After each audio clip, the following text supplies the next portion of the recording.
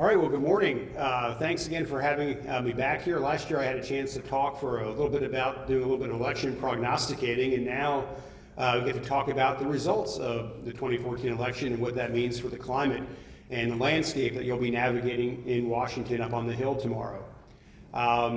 So some of this is, I know many of you know what I'm going to say, pretty cold, so you can feel free to poke holes or ask hard questions, but I'm going to give a couple-minute talk about just the overview of the landscape and especially for those of you who are newer to this.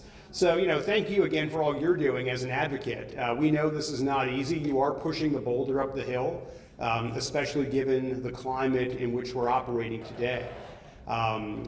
Lest anyone here think that everyone's sort of happy and locking arms, skipping through the hills of Capitol Hill, with the forest creatures singing zippity-doo-dah in the background. That's not exactly the landscape you'll be facing.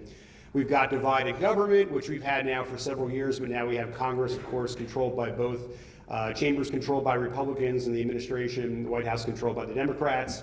High levels of partisanship. We've also got, of course, the fiscal challenges that are out here. So on top of all that, we're not only not getting along, but we're also broke, and we've got these very tight budget caps that I'm sure you'll hear about in many of your meetings because they're back on the horizon. And that's making it even more difficult because not only do we not get along, but we don't have money to spend on priorities. And then, of course, with each passing day, we're having more attention, more oxygen, more air focused on the 2016 presidential election. So we have a relatively limited legislative window as all eyes and dollars and energy increasingly focus on who's running, who's out, who's going to run when, who's going to announce when in 2016. But of course, I don't want to send anyone out here to the doors and have you flee before you even go up to the Hill. Don't give up hope, all is not lost.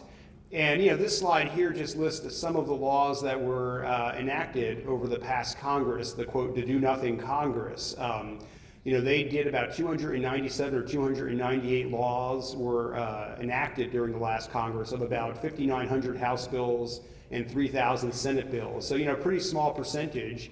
And a good chunk of those were very important, post office renaming and other symbolic measures, that you need to take care of to get that post office name fixed. But this just shows you that, things do get done. These are, again, just a few laws that are relevant to many of you in this room. Now, some of these are fairly modest. Some of them are amending or reauthorizing or extending existing programs. And they're certainly not the full Megillah of what the advocates behind them would have wanted, but at the end of the day, they did make progress, they did move a ball forward, and they're reflecting sort of the time and the climate in which we're operating in. It's always tempting to reminisce about the good old days, right, and to want to go back to the days where NIH funding was doubled and Congress regularly enacted bills in our space and enacted laws and created new programs and new starts, and they funded them robustly. They even did an omnibus, Children's Health Act 15 years ago. How unlikely would something like that be today? And while it's always good to remember and think about the past, we need to make sure that we're working on an advocacy strategy that's informed by the present and the landscape in which you're dealing with. So think about the past, but don't use an outdated strategy. Just quickly, Congress today, you've already heard, of course, both chambers are controlled by Republicans, but you still need bipartisan support, especially in the Senate, to move anything forward, given the nature of the beast. Again, you have tight budgets, tight limited funding. That's making things even more challenging and really influencing much of the domestic agenda today. And you've got a lot of the energy is really focused on the high-level issues like Joanne mentioned, the Affordable Care Act and what does or doesn't happen with the Supreme Court ruling and what Republicans do or don't do to address parts of the law, ongoing economic recovery, jobs, jobs, jobs, energy issues like the Keystone Pipeline, and of course your many foreign crises that are occurring that are occupying a lot of time and attention. Fortunately for us, you do have a very strong base of supporters, bipartisan, for medical research, rare disease, and other related causes. Sometimes you see a different emphasis based on where the person sits or what their perspective is. With Republicans typically more interested in things like FDA reform and incentives and fixing the process in their view, and Democrats typically more focused on increasing resources. Again, this is probably very base for many of you, but Congress, of course, is organized based on committees. That's how they discharge their work. And there are a few committees that are particularly important to our concerns. On the House side, it's a committee called Energy and Commerce, which despite its name actually does quite a bit on healthcare, including things like NIH, so research, FDA, public health, and the Medicaid program. The Senate, it's a Health, Education, Labor, and Pensions, or HELP committee, so that's an easy one to remember. And then, of course, you have appropriations committees in both chambers, and these are the folks who have the fun job of getting to decide how money is spent on, which program, who gets increased, who gets cut, all those sorts of fun decisions. You'll hear authorizing versus appropriating. Just a quick hit on that. Energy and Commerce are authorizing committees in that they write laws that direct an agency or direct a department to do something or permit them to do something. And then the appropriators actually are responsible for actually putting funds into those programs to get them to work. Both are important, so you want to have friends on both committees. In this day and age, you want a law that's authorized and in place and in the statute. But you also need to have money behind it. If you have a law that's written with no dollars behind it, then obviously it's not going to do you much good. And also I would encourage everyone to think broadly about things. I just talked about the legislative and law stats, and you can see that it's more challenging than ever to get laws enacted, but you also have other tools in the toolbox. Things like committee hearings and being able to ask a question on an issue of importance to you during a larger hearing. Getting members to do letters and make phone calls to agency heads and department heads, having them come in for a meeting. That's an important message. That signals business when a senator invites the head of the NIH or the head of the CDC or FDA over for a meeting on a specific topic. So you want to think about all these sorts of approaches beyond sort of getting a bill into law because of the challenges in doing so. How many people here have heard about 21st century cures? So a pretty good number. That's not surprising given the amount of publicity this initiative has gotten and the excitement it's generated in this community. It was launched about a year ago by the head of the Energy and Commerce Committee and a senior Democrat on the committee. Its focus, as the name implies, is on 21st century cures and accelerating the path toward developing therapies and treatments.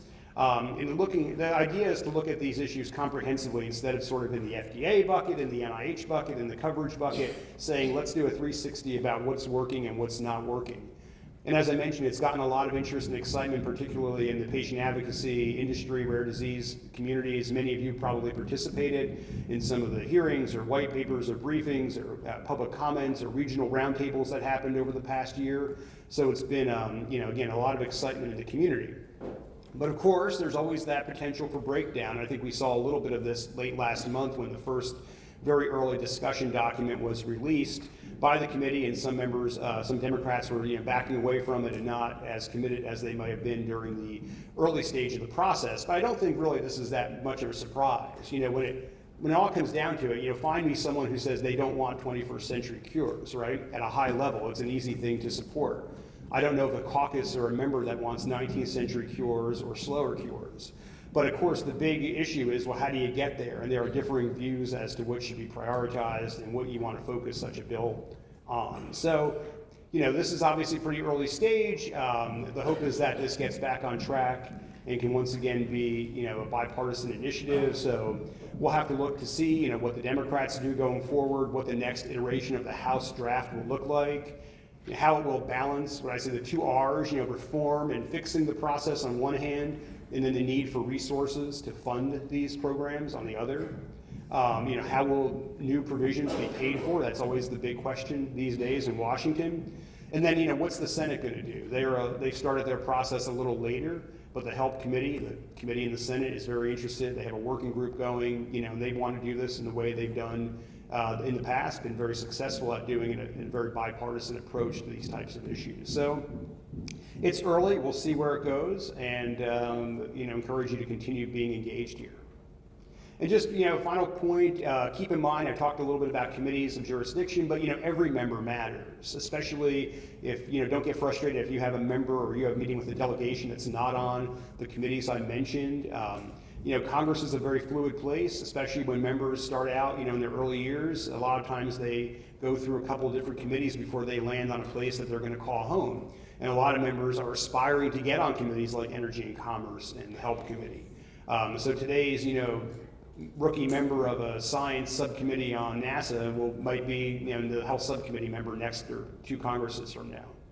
You also don't want to neglect the new members, the freshmen. They don't have full plates most of the time, and they are often eager to help because they don't have 100 other commitments that they've already made.